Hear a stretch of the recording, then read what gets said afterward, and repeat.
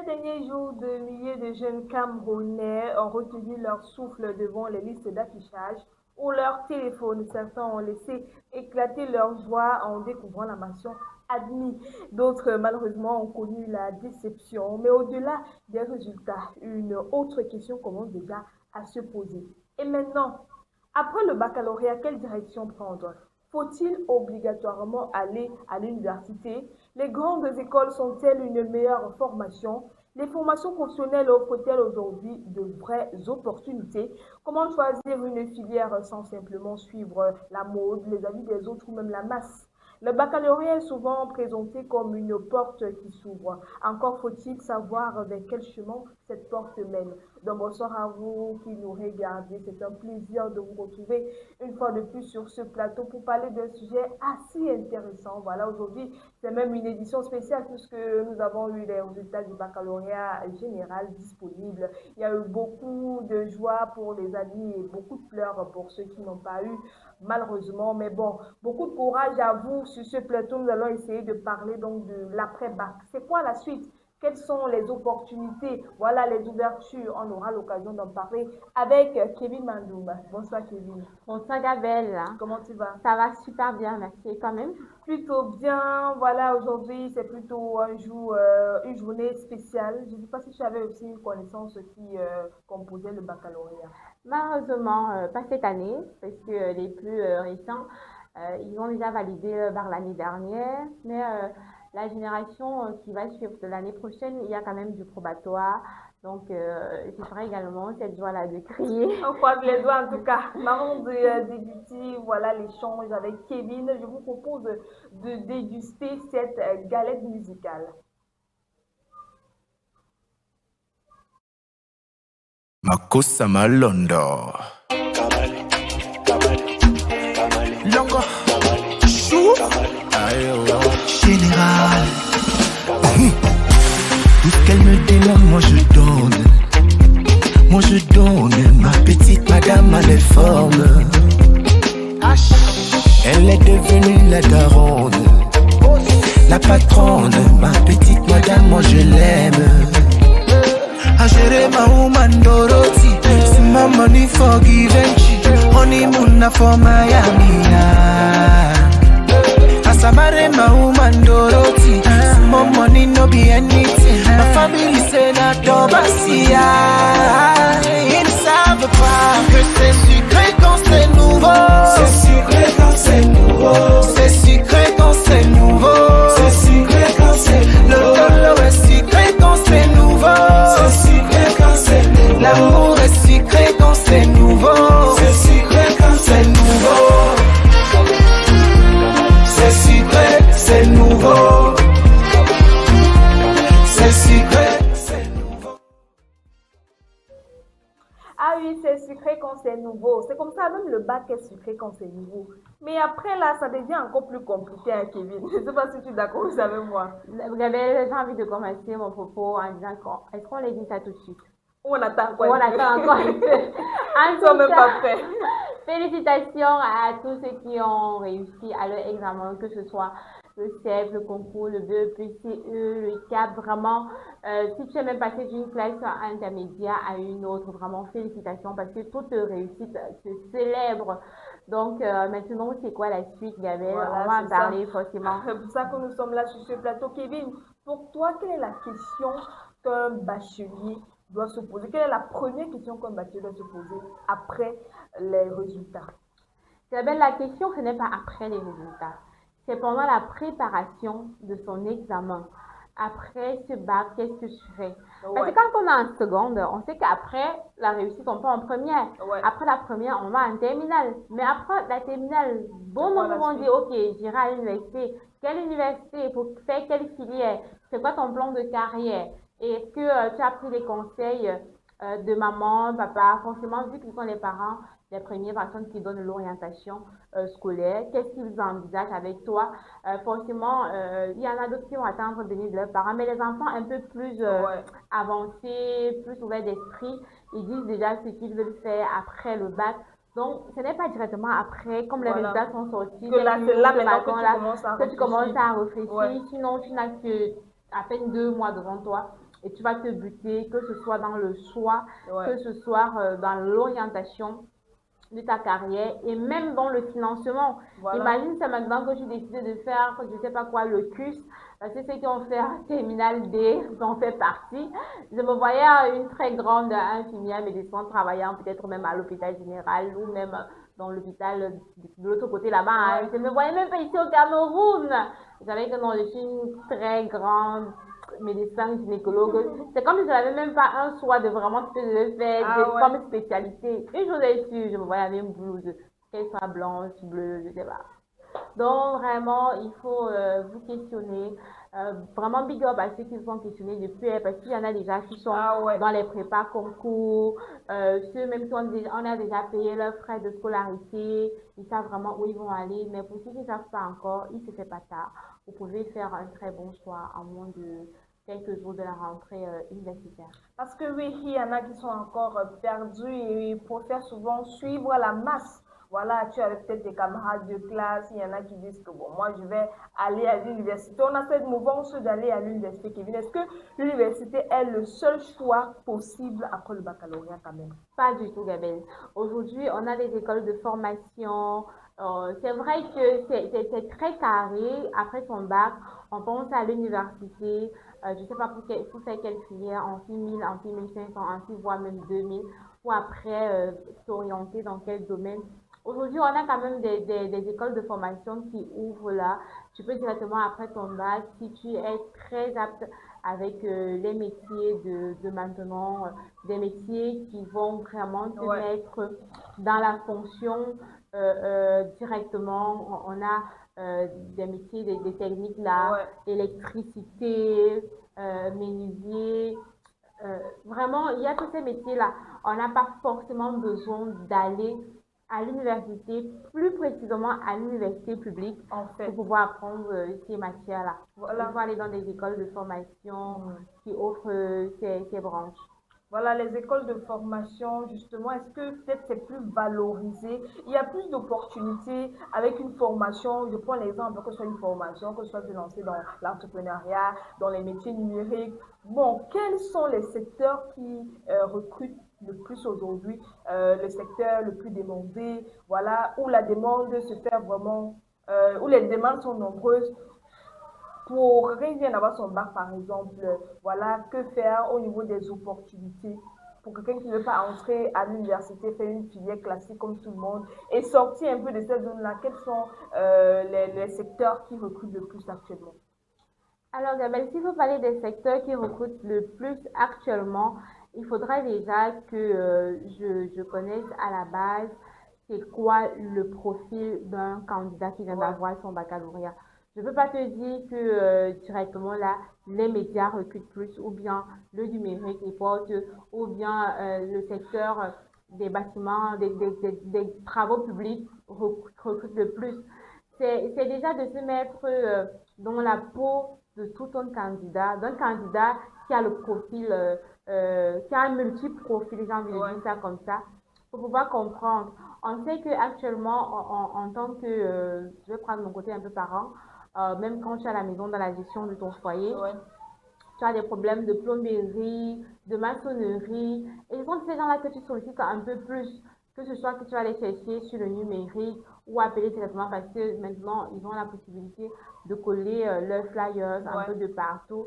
Donc, je pense, je peux me tromper, hein, mais je pense que les métiers qui sont facilement demandés comme ça, ce sont les gens qui apportent une pratique technique immédiate où tu peux directement résoudre un problème. Quelqu'un peut te contacter pour te dire, j'ai besoin de faire les rideaux de chez moi, toi en tant que couturière, qu'est-ce que tu me proposes?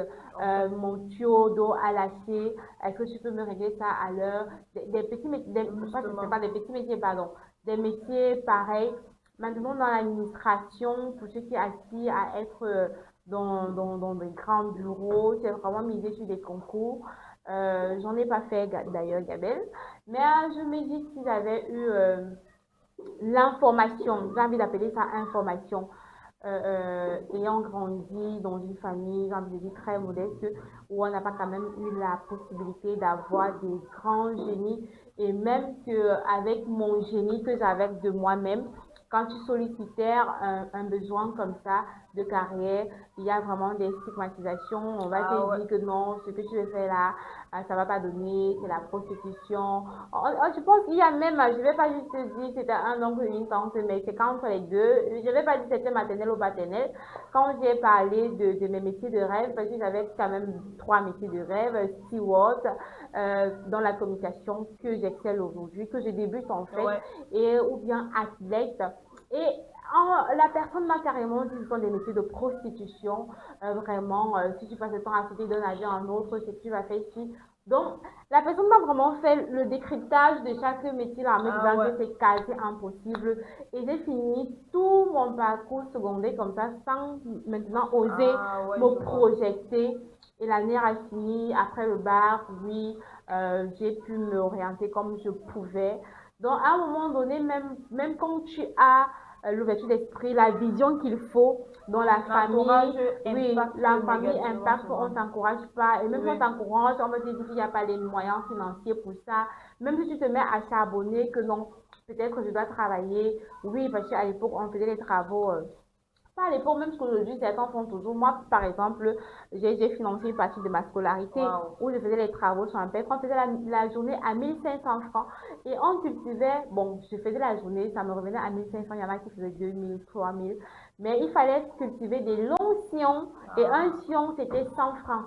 Donc, tu vois que pour faire 1500 francs, j'aurais cultivé 15 sillons par jour et les sillons sont même les sillons de plus de 30 mètres. C'est-à-dire, tu rentres comme ça, tu es épuisé.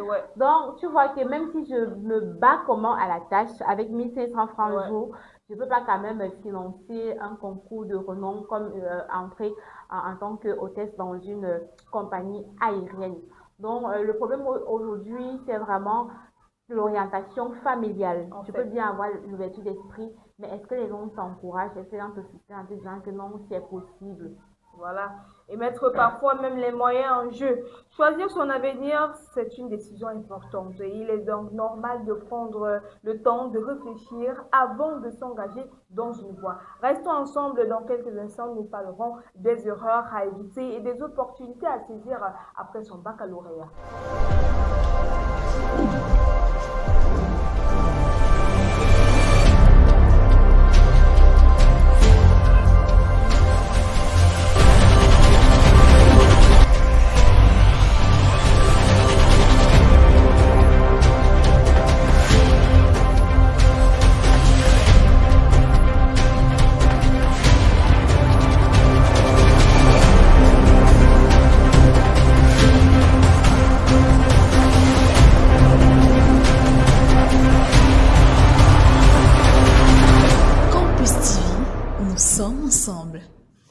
Voilà, merci de nous retrouver donc sur ce plateau. Nous poursuivons notre échange en posant une question vraiment pertinente. Elle vient de Junior. Il pose la question de savoir comment transformer un diplôme en véritable projet de vie. Un diplôme en projet de vie, waouh, quelle question, Junior. Un diplôme en projet de vie. Ce qu'il a fait à l'école, voilà ce qu'il a eu maintenant. Appliquer ça dans la vie réelle parce que généralement on se dit, ça sert à quoi même la philosophie que j'apprends ici? Ça sert à quoi les mathématiques ici? Dans la vie réelle, je ne vois même pas l'utilité. C'est justement où je voudrais arriver, Gabelle. Parce qu'un diplôme en projet de vie, j'ai envie de vous demander, quel diplôme? Est-ce que vous avez eu votre baccalauréat A? C'est très tôt comme ça de le transformer en projet de vie. Parce que après, est-ce que vous partez faire langue bilingue à l'université? Est-ce que vous partez faire histoire, des trucs, des matières un peu style classique? Donc, par rapport à quelqu'un qui est par rapport à quelqu'un qui a eu le bac technique. Voilà. Il sait déjà qu'il va transformer ça en projet de vie. Déjà que Gabelle, quand ils sont même juste au niveau 3 là, ils gagnent déjà leur premier marché. En fait. Tu vas voir un menuisier qui est en train de composer son cap, qui est l'équivalent du BEPC chez les généralistes. Il parvient déjà quand même à réaliser des tables qu'il vend pour assurer son transport. Donc après, c'est quel diplôme qu'on a eu pour transformer en carrière de vie? Voilà. C'est vraiment très compliqué chez les généralistes, mais tout aussi que c'est possible si vous avez pu bien exploiter vos vacances. Oui. Parce que les vacances, pour une personne qui est quand même très ambitieuse comme ça, pour une famille bien structurée, on sait quoi faire pendant ses vacances. On ne reste pas à la maison. C'est vrai, on peut aller aider papy et mamie, si bien sûr ils sont encore vivants et qui sont au village. Mais après, on revient. Tu vois, par exemple, il y a certains enfants qui font juste 2 semaines de vacances et puis ils reviennent là. C'est des centres de formation. C'est vraiment une pratique technique au point où après son bac, tu vas voir une femme qui est vraiment intéressée dans le monde de la beauté. Elle veut faire onglerie. C'est avant Gabelle qu'on pensait que coiffure, onglerie, c'était à négliger. Mais si pendant tes vacances, maman, papa a décidé de dire, ok, comme tu es tout le temps en train de griffonner la tête de ta petite ici à la maison là, va me faire les vacances là-bas. Je tente autre qui a son institut de beauté. Et puis tu pars là-bas, tu sais directement qu'après le bac, tu peux déjà transformer.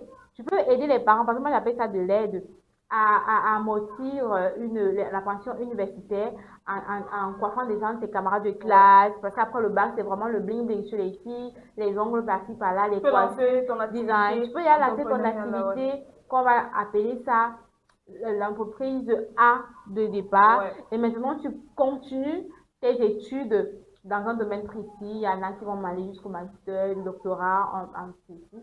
Et après, plus tard, faire un concours. Mais tu as déjà un truc que tu es déjà en train de faire sur la main, qui est vraiment compliqué chez les généralistes, mais plus facile chez les techniciens. Voilà, compliqué pour les journalistes, mais plus facile pour les techniciens. Ne vous inquiétez pas, les journalistes, vous pouvez également vous-même vous battre. Ça dépend de comment est-ce que, de ce que vous faites, comment est-ce que vous travaillez, voilà, votre passion. Parce que même en étant peut-être littéraire, tu peux devenir, voilà, écrivain. Ça peut dépendre de toi. Tu peux être comme un professeur. Il y a aussi également de produits. Ça dépend de comment est-ce que tu travailles. Maintenant, quel conseil est-ce que tu pourrais donner, Kevin, à un élève qui a obtenu son bac, mais qui ne sait absolument pas quoi faire? Parce que oui, ça existe quand même, hein. Vous avez envie de demander, mais chez bachelier, chez bachelière. Parfois, il y a aussi trop d'embarras du choix et tu ne sais même pas vers où t'orienter. Il y a la pression de la famille qui veut t'imposer, il y a avec aussi la mouvance des amis, il y a avec tes rêves. Je ne sais pas finalement que faire. Tu sois réaliste. Quand même, après le bac, on est déjà, j'ai envie de dire, mature. Surtout qu'actuellement, il y a tellement l'émancipation de la jeunesse. Tu restes réaliste. Tu te poses la question où j'ai envie de dire qu'il y a ce tonton que j'ai quand même eu, j'ai envie de dire l'opportunité de l'avoir, d'être avec lui sur un panel de radio. Et il disait que, Philippe Simo d'ailleurs, la passion, c'est la vieillesse. Ah ouais. En fait, il faut être réaliste. Qu'est-ce qui va te rapporter de l'argent dans 5 ans, par exemple, si tu es encore au niveau de l'élève? Mais si tu es déjà au niveau où tu es déjà en train de te battre dans ta vie, où tu veux être entrepreneur, la question que ça, c'est qu'est-ce qui va te rapporter de l'argent dans 2 mois?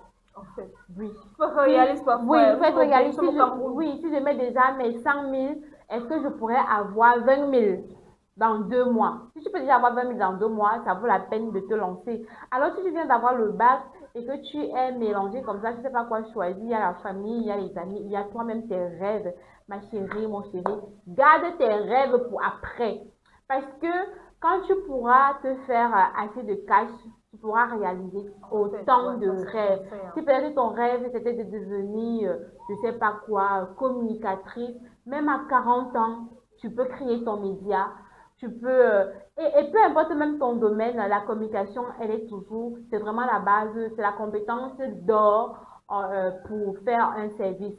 Donc, sois réaliste, écoute tes parents, les aînés qui ont déjà quand même une certaine expérience de la vie, parce qu'ils ne peuvent pas nous tromper, ils sont déjà avancés que nous, ils connaissent comment c'est dur, c'est le cardio là dehors. On va t'orienter forcément dans les matières, dans une profession qui va être vraiment utile dans un bref délai. Voilà, j'aime bien ce conseil, hein, Kevin. Tu à prononcer une phrase, celle de savoir la passion vient après. Oui. Donc actuellement, il faut chercher l'argent. C'est vraiment important parce qu'on me dit souvent qu'il faut se lancer. Non, YouTube, mes passions et tout. Tes aînés ont fait les mêmes erreurs. Ils ne veulent pas que tu les répètes. En Donc fait. parfois, il faut écouter. C'est pour ça qu'on vous dit encore maintenant, on attend encore un peu. Oui.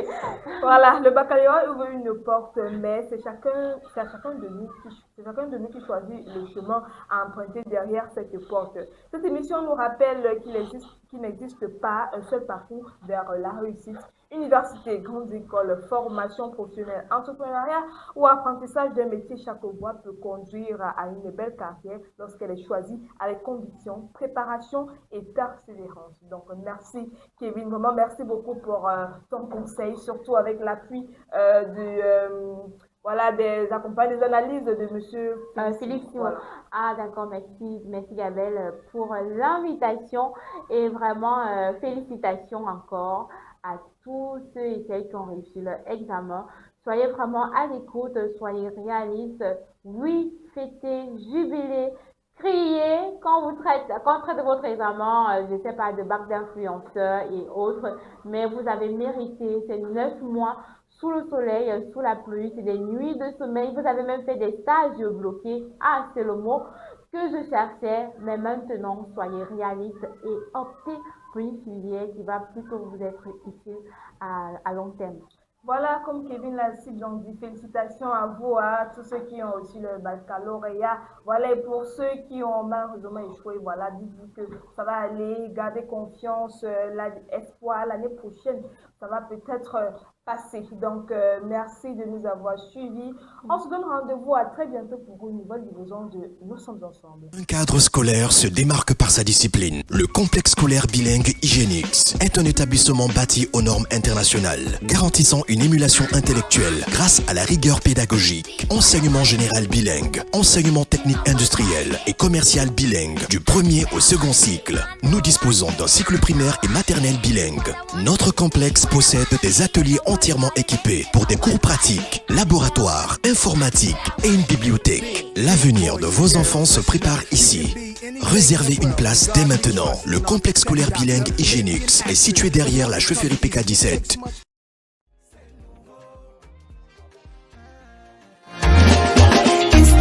Now we did now we be headlines.